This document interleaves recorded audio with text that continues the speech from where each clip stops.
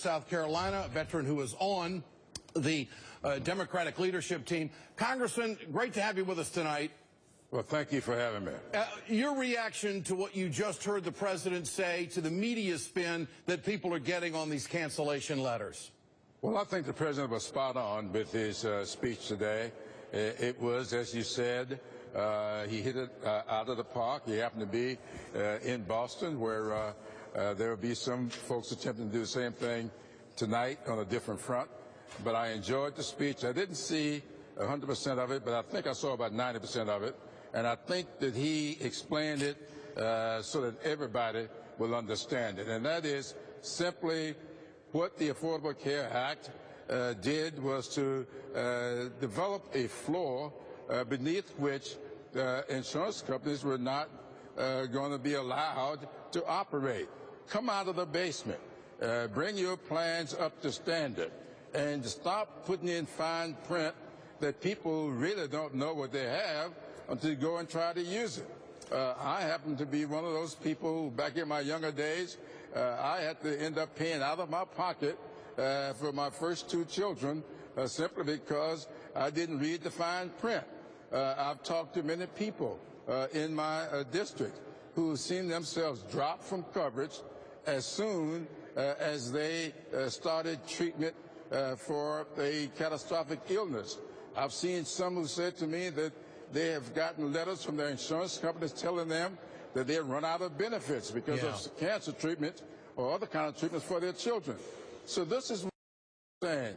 This is not going to be allowed to continue, and it may be that you like what you got simply because you've never tried to use it. Congressman, so I think that the president did well today. The whole point of this is to do away with junk policies. And what the president said just today, it's not only the uninsured, it's the underinsured. It's the folks who are out there that have got the lousy policies that aren't going to meet the standards of what we want for health care coverage in this country. And now the insurance industry is going to have to pony up and do a better job of serving the public.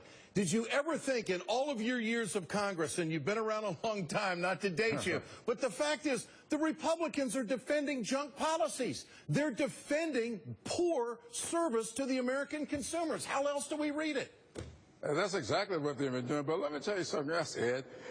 It's kind of interesting that I don't see a lot of talk about those letters that many policyholders got from insurance companies a few months ago, those rebates they got because the insurance companies did not return to them 80% of the premiums that they paid in.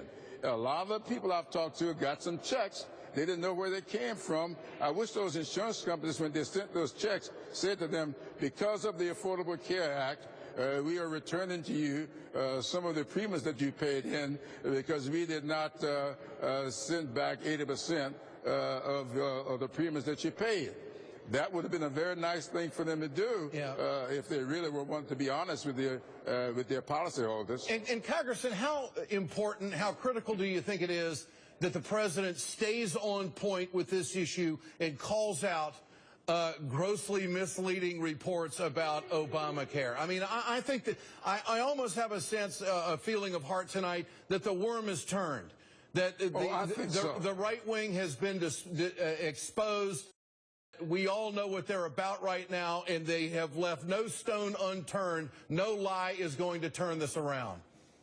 I think you're exactly right about that. I was watching the president, listening, and I got a pretty good feeling tonight. I got a good feeling today, tell you the truth, that people are calling my office and people are saying to me that they're beginning to see through this thing.